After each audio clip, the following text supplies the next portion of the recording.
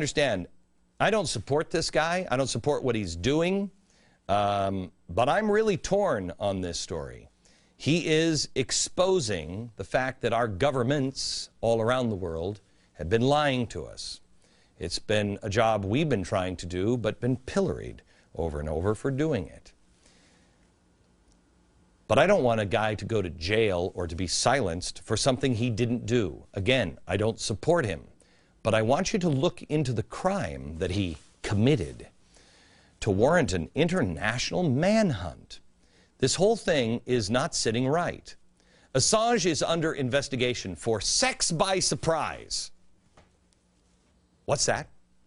Well, apparently this is Sweden's version of rape, sexual molestation, and unlawful coercion. Routine cases of sexual coercion have a maximum penalty of about 2 years in prison. But there are separate allegations from another Swedish admirer who he was also hooking up with. I want to show you a rough timeline of events from the British newspapers. As I go through this, I'm going to try to, it's confusing, but I want you to try to follow this along with me and then ask yourself this question. Really? Does this make sense? And if this were done by you, would you be getting the same attention that, you know, that he's getting? Would you not be let out? Watch this. I want to show you, first of all, person number one. Now, we can't show you the actual photographs of the accusers. We don't do it. But let me just call her woman number one. She met Assange at a seminar hosted by the Swedish Brotherhood Movement. Now, what is the Swedish Brotherhood Movement? Well, that group is a hardcore, uber, far-left group with anti-Semitic ties and also has partnered with SDS, Students for a Democratic Society. So he's speaking at this seminar, and she's there, okay? She's well known in radical circles, and in college was a protege of the militant feminist academic holding the post on campus of Campus Sexual Equity Officer, whatever that is. In the past, woman number one has also had a blog posting that has since been removed called The 7 Steps to Legal Revenge that explained how a woman can use courts to get back on unfaithful lovers. Step 7 says, go to it and keep your victim in sight. Make sure your victim suffers just as you did. Okay, so here she is. We know who she is. She is a radical, uber leftist. She is at this panel where he has been invited to speak. Now remember, this is in August.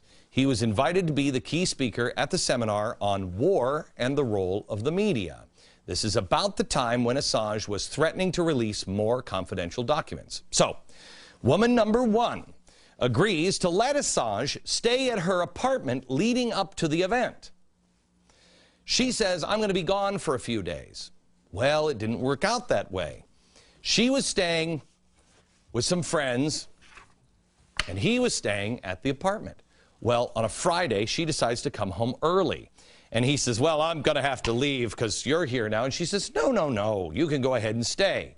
So they go out for a nice dinner at a restaurant. Sparks flew. They go back to the apartment, and they get busy. Consensual busyness. And this is important to the story, so I apologize. A condom was used, but it broke. Both agree that it was consensual and that the condom broke. That's important. Now, she claims that she was raped. Really? Because it doesn't show here. And here's why I say that. Because the very next evening, she put together a party in honor of him at the apartment that was held after the seminar. Got it?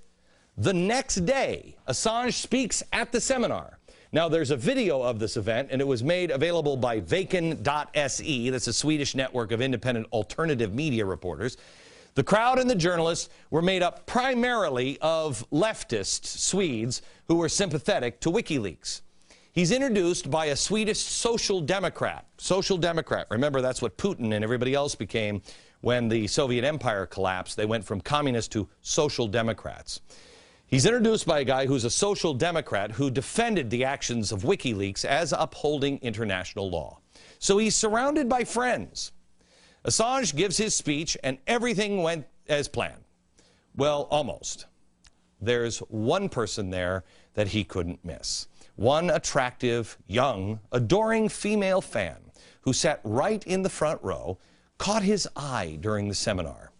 We found this photo from the Daily Mail. We have blurred her face out, but here she is. Here's the seminar, and here she is. Now, remember, he's at the seminar with woman number one, staying at woman number one's house, and he sees woman number two at the seminar.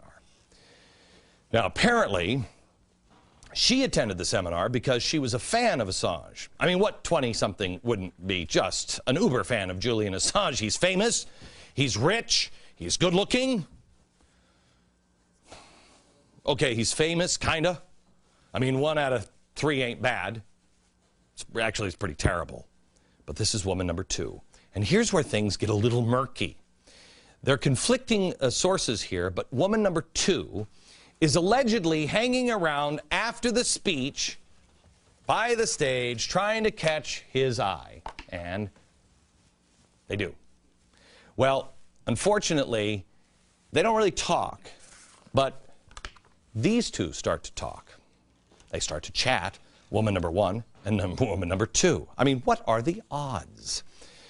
Woman number 1 introduces woman number 2 to Assange and says, hey, you really should meet her. Even though we just had sex, you should meet her. Well, they end up hanging out in a group setting.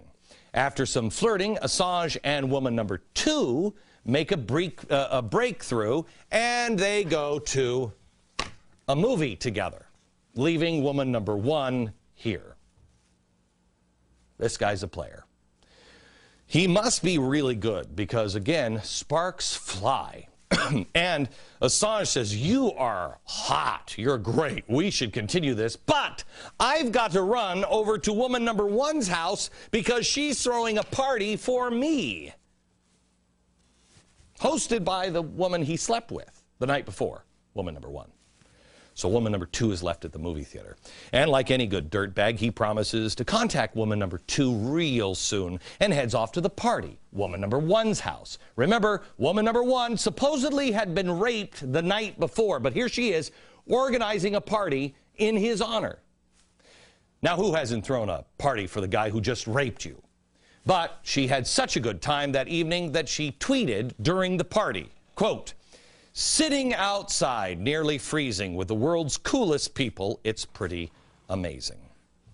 To me, this doesn't exactly fit the profile of someone who's been sexually assaulted by guy number 1. While she tweeted that, Assange was flirting with woman number 2 on his cell phone. Well, eventually they meet again that Monday. Woman number 2 and Julian Assange. And Julian actually convinces her to buy him a train ticket because he needs to get out of the city, but he needs cash because he fears the government would track him.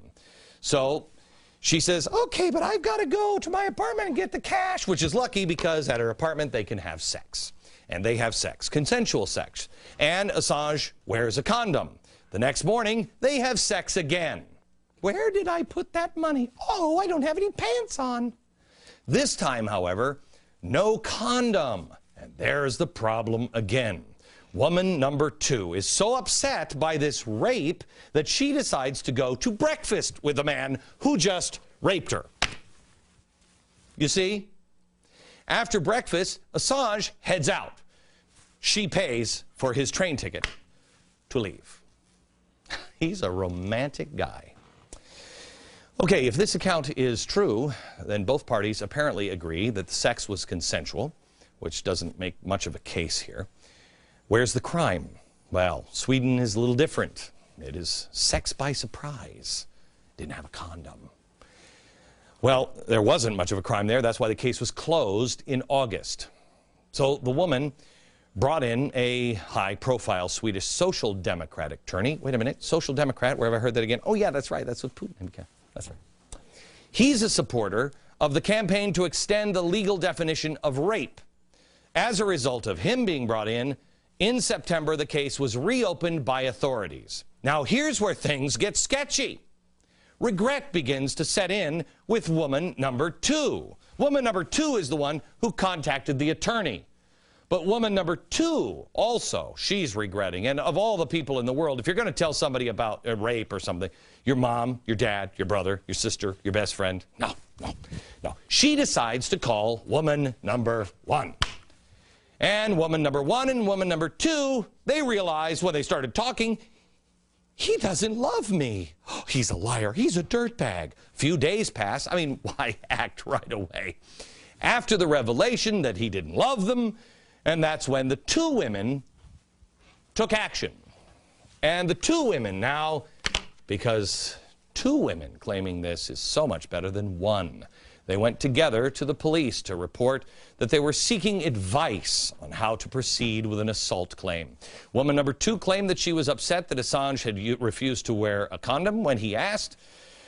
And I don't know. Woman number 1 said that, raped him in between the party and the breakfast. I don't know. Does that sound right to you?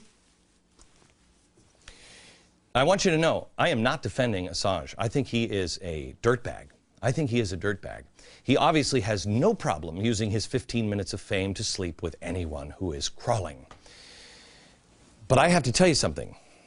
If you look at the people who are all lining up in defense of Julian Assange, and you see that these 2 are uber leftist as well, and you know the case that we have laid out over especially the last 6 months of bottom up, top down, and inside out, something's wrong. I want you to know the government is lying to you. I have made a living out of the last